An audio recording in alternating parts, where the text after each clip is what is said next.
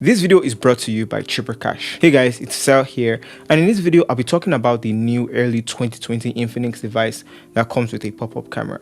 First off, there has been a lot of speculation about the new Infinix device, or at least the next lineup being the Infinix S6, but that may not likely be the case. Chances that it will be called an S6 is slim compared to the chances that it will be called an S5 Pro. Just getting that out of the way. So why do I think so? Well, Infinix just launched the S5 like 2 months ago, so jumping over to the S6 might be a big leap, especially in the naming scheme. So this would be a simple upgrade to what made the S5 good, and of course a trendy pop-up camera feature. I also don't expect much like a major launch, maybe a minor launch or a silent announcement, but time will tell. In this video I'll be talking about what to expect, and I'll have my timestamps in the description of this video so that you can skip ahead to sections that you want to get quickly informed about. All right, as I always say, without further ado, let's get to the video. For a quick refresher, Infinix has so far released 6 devices in their S series lineup: the S1, S2, S3, S3X, S4, S5, which I reviewed 2 months ago when it was launched here, and of course you can find out with the link in the description below. The S5 was Infinix's first hole punch display device, and it had a quad camera setup on the back with quad flash, 4 gigs of RAM, 64 gigs of storage.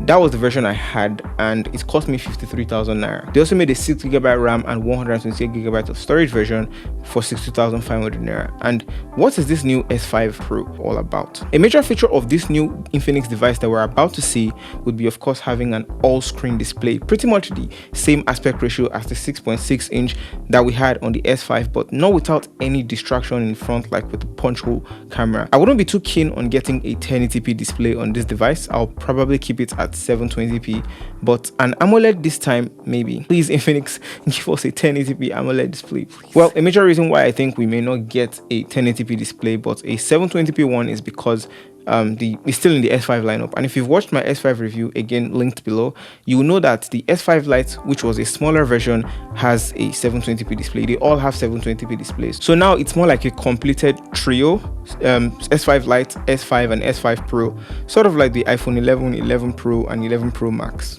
Sort of. A major reason why we'll of course be having a true full view display is simply because we're getting a pop-up camera up front. This has been teased and teased quite a lot, and numerous articles have taken this up.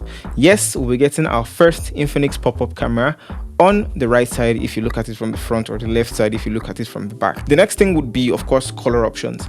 Of course, we've seen that we've got nebula sort of galaxy starfield designs all over the S5, S5 Lite. The S5 Pro should follow these footsteps. It should also be in that nebula color finish. Last time we had Quetzal Cyan, Nebula Black, and Violet, which I think may also make comebacks this year again. So yeah, the new S5 Pro again. Speculations also point towards us ditching the fingerprint reader that we previously had on the back of the S5 for an in-display fingerprint that we had on the Camon 12 Pro. This is definitely welcome. I just hope it would be, as fast as a normal fingerprint scanner. Also, in terms of the ports and I/O, we may still maintain our headphone jack, speaker grill, and I'm afraid a USB 2 port and not a USB Type-C port. A main reason for this minute clamor is sort of the uniformity or maybe standardization. A lot of devices are moving towards USB-C, and it easily aids in better charging speeds, faster transfer speeds, uniformity, just like I mentioned earlier. Type-C is small, Type-C is fast, and if you have a newer MacBook, everything is probably already gone Type-C for you, and the S5 may not really fit into your world. But if we get a USB-C port on the S5 Pro, that would be very good though. Specification wise, specifically for the processor, RAM, and storage, we may have 2 options, and it's not exactly clear which we'll be having. It's possible that we may be having MediaTek's Helio P65, which is a more capable processor, and the second option is MediaTek's Helio P35. Comment below which one you think would be in use, the P65 or P35. Also, if you saw my S5 review, you know that for the S5 Lite we had 2 options, 4+64 and 3+32.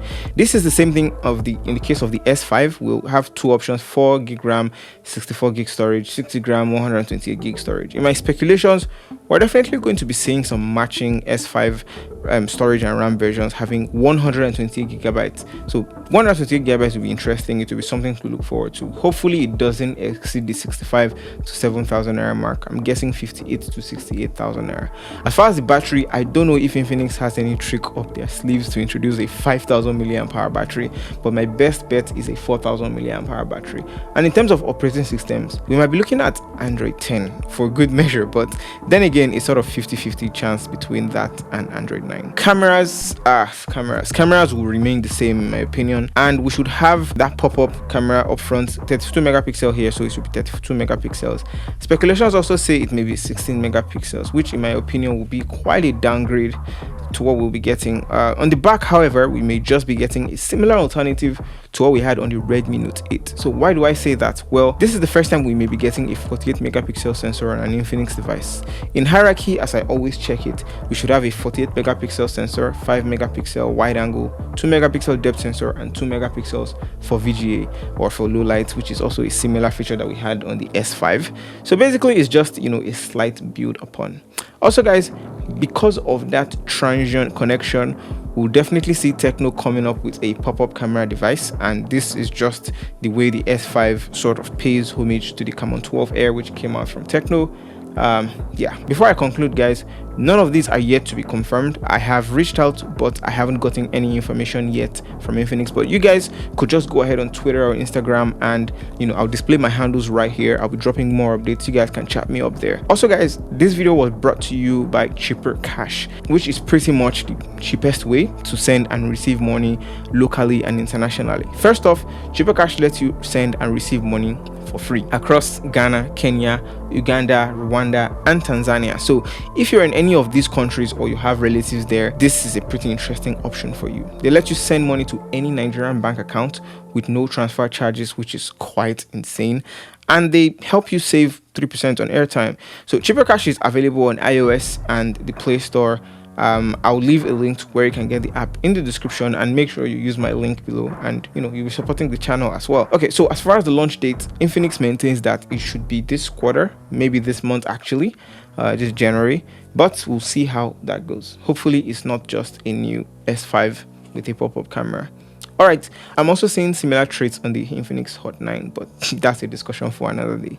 Thanks a lot for watching this video, guys. If you enjoyed this video, please hit that like button, and also do subscribe and hit the bell icon to turn on post notifications so you'll be the first to know when I drop a new video. All right, thanks a lot for watching again, and I'll talk to you guys in the next one.